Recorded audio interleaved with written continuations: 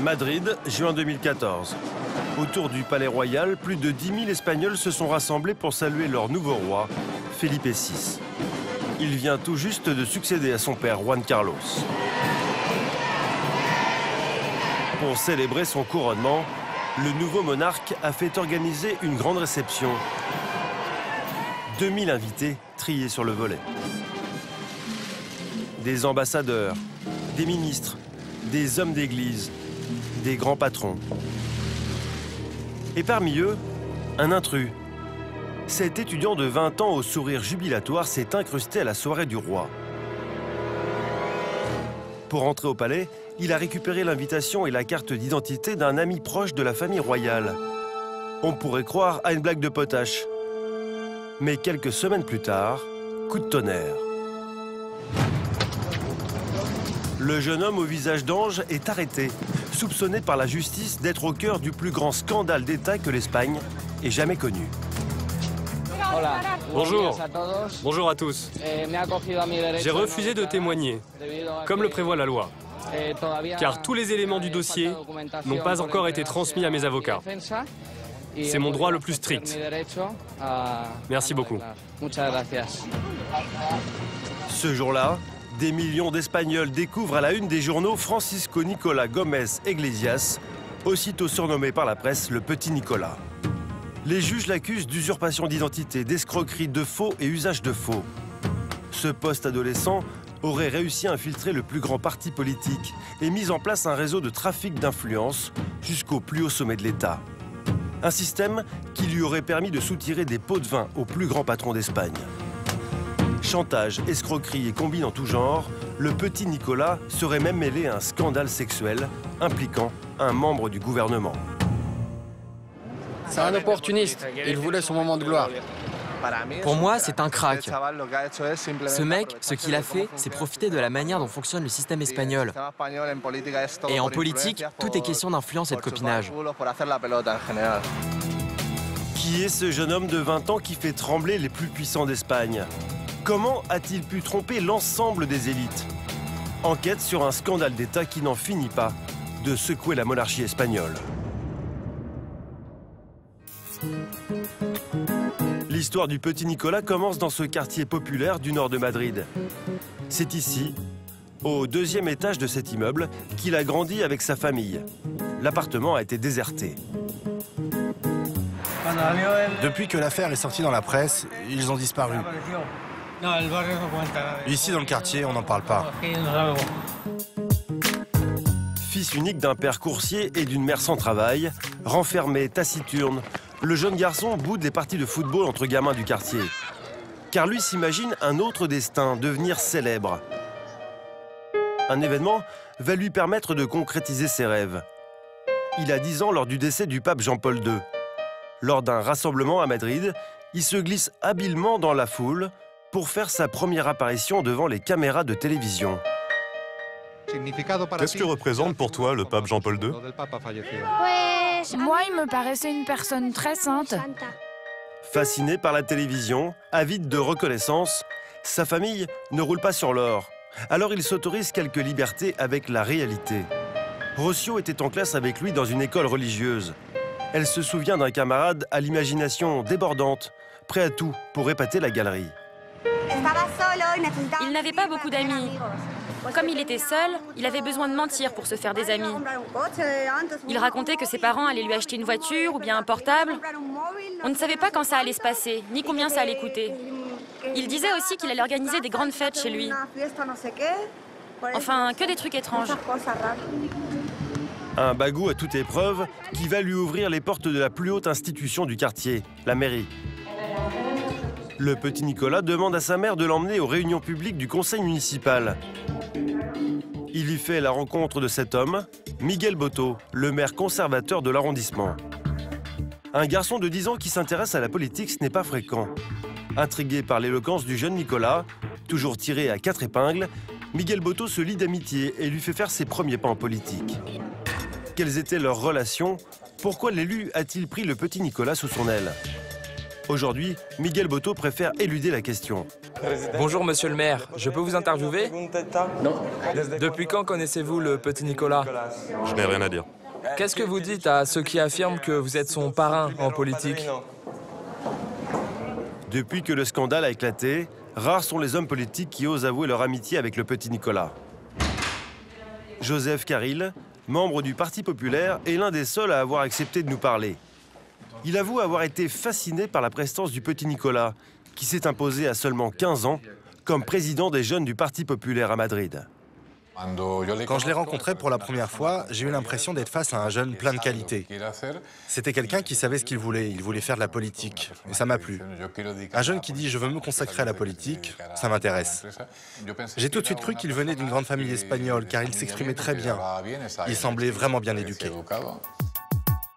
Pour ajouter à l'illusion, le fils de coursier issu d'un milieu populaire n'hésite pas à mentir sur son passé et à falsifier sa carte d'identité. Avec un simple feutre blanc, il efface son adresse et la remplace par une autre, plus prestigieuse, pour faire croire qu'il habite un quartier aisé de la capitale. Résultat, à 14 ans, le petit Nicolas est devenu l'ami intime de tous les cadres de la droite espagnole. Non, ne filmez pas. Et surtout, du premier d'entre eux, l'ex-premier ministre espagnol, José María Aznar. Sur cette vidéo, on voit Nicolas juste derrière lui. Pour devenir un fidèle de José María Aznar, vous allez voir que le jeune homme a déployé une étonnante stratégie. David Engueta travaille pour une petite radio espagnole. Il connaît bien Nicolas, qui animait la chronique politique de son émission. Donc je vous présente mon studio. C'est ici que venait le petit Nicolas, pour commenter l'actualité. Il l'a fait très souvent. Il a pu observer de près les manigances de Nicolas. Il a d'abord gagné la confiance du fils Aznar. Et du coup, comme son père les voyait tout le temps ensemble, il a eu aussi confiance en lui. Nicolas voulait tirer profit de cette relation. Sa force, c'est sa capacité à manier toutes les situations. Il ne fait jamais rien au hasard.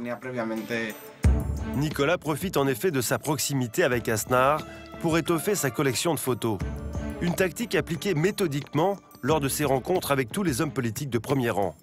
L'actuel Premier ministre espagnol, Mariano Rajoy, ou encore le secrétaire d'État au commerce. Il diffuse ensuite ses clichés sur son compte Facebook pour asseoir sa légitimité. C'est ce que les experts appellent l'effet halo. C'est-à-dire que si vous êtes entouré de gens plus intéressants que vous, vous devenez intéressant, car ils vous mettent au même niveau qu'eux.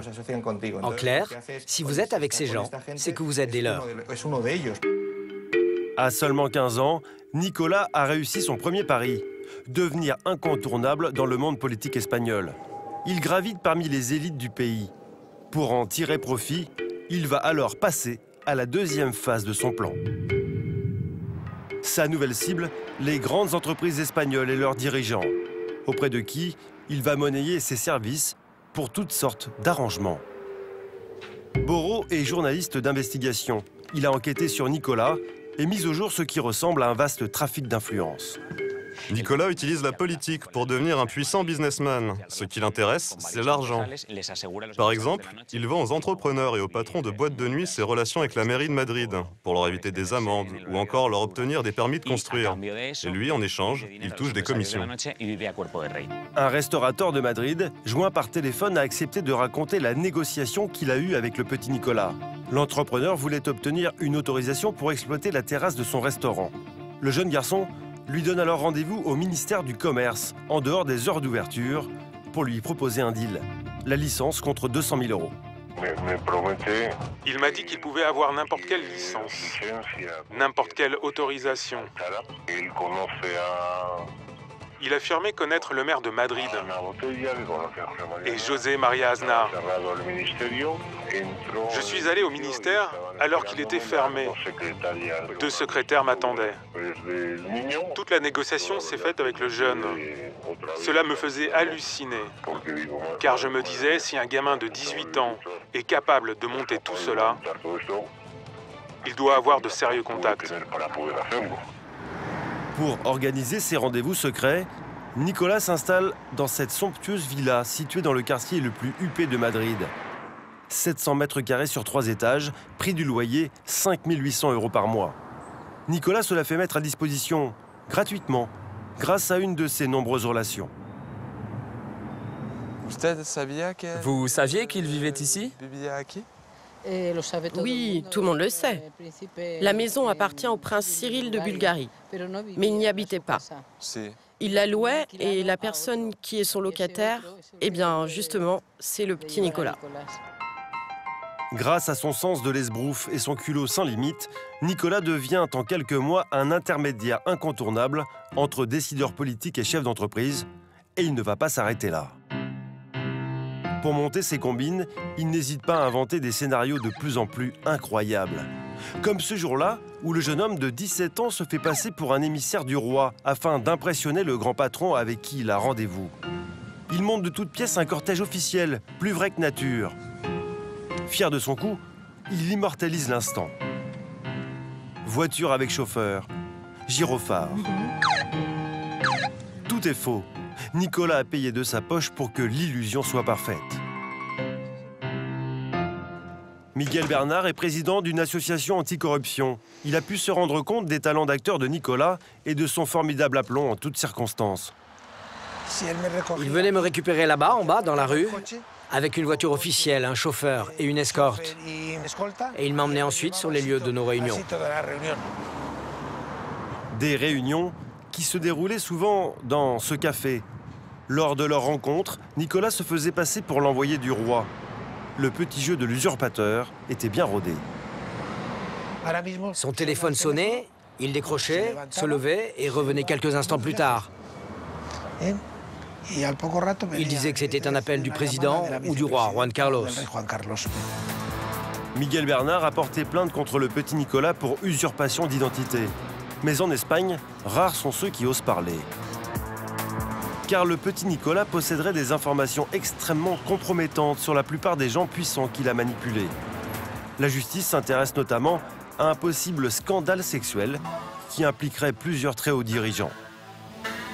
Pour en savoir plus, nous nous rendons dans une boîte de nuit branchée de la capitale où le jeune Nicolas avait ses habitudes.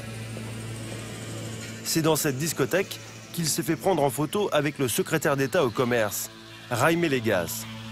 Les deux hommes auraient entretenu un rapport intime, selon le portier de la boîte de nuit, que nous filmons à son insu. Tu ne m'enregistres pas, hein? Nicolas est homosexuel, et le ministre aussi. Ils ont été longtemps ensemble. Ça a commencé quand Nicolas était encore ado. Ils ne le prenaient pas au sérieux. Ils avaient des relations sexuelles à 4 ou 5. Mais le môme est intelligent. Il a tout noté, photographié, filmé. Et maintenant, il tient le ministre et ses gens importants par les couilles. Des choses horribles vont sortir dans la presse. Pour garantir son avenir, Nicolas aurait en effet truffé de caméras la villa où il a reçu pendant des mois grands patrons, hommes politiques et toutes les élites du pays. Il a déjà diffusé quelques documents gênants comme cette photo du président du plus grand syndicat de patrons, assoupi dans le canapé. Invité sur un plateau de télévision, il y a quelques semaines, Nicolas a menacé de dévoiler des vidéos bien plus terribles. J'ai des documents très sensibles. Comment ça, sensibles? À quel point? Ils affectent toutes les institutions. Beaucoup de gens vont devoir démissionner. Aujourd'hui, Nicolas est en liberté. En attendant la fin de l'enquête et son procès, il continue d'entretenir sa légende et son portefeuille. Ses différentes interviews lui auraient déjà rapporté plus de 100 000 €.